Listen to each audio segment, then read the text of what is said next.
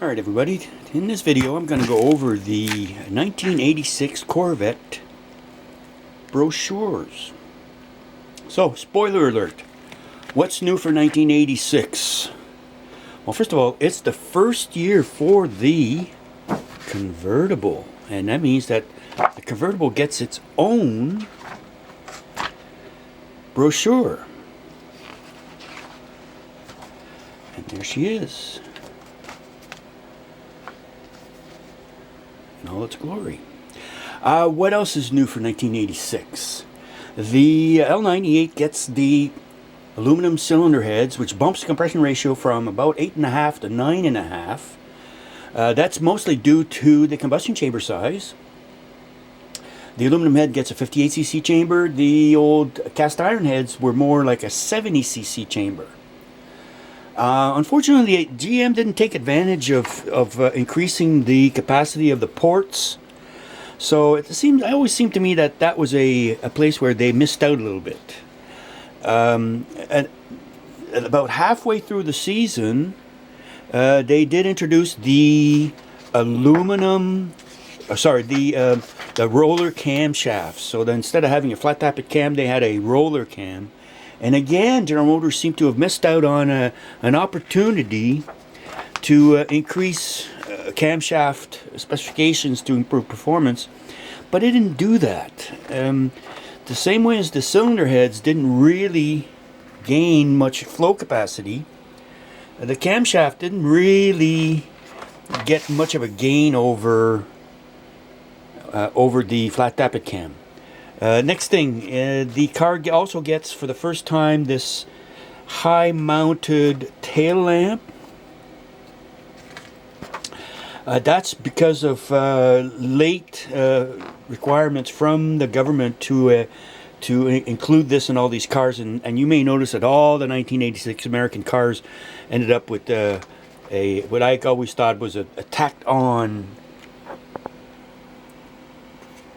type of high-mounted brake light. And this brochure is certainly full of good pictures.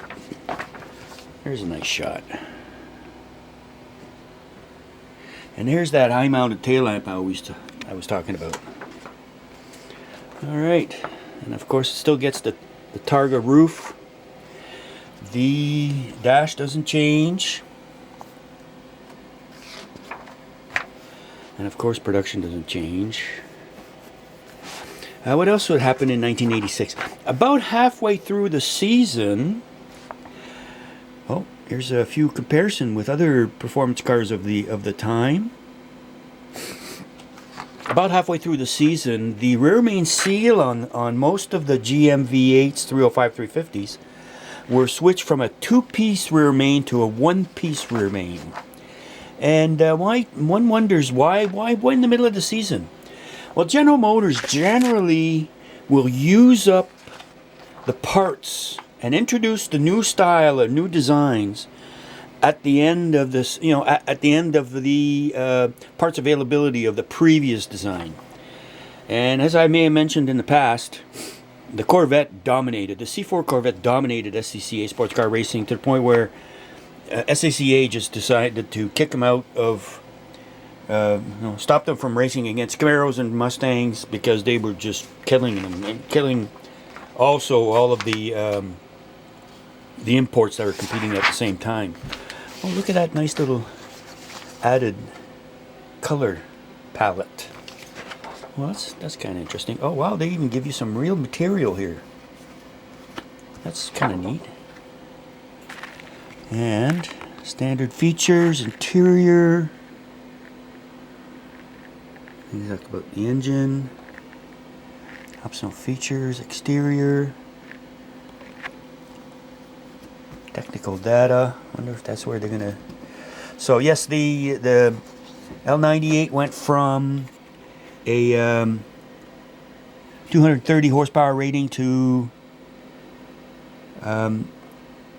what did they say here? Oh, 230 still. Alright, well, that's kind of weird because the compression ratio was increased considerably. Wonder why. Okay, and then there's still all of that specs from suspensions. And of course all this is contained in this nice little envelope. So these are extra cost brochures. I always wonder how many people actually had to pay for these.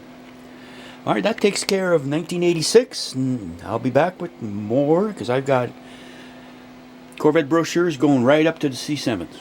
Alright, talk to you later guys. Bye.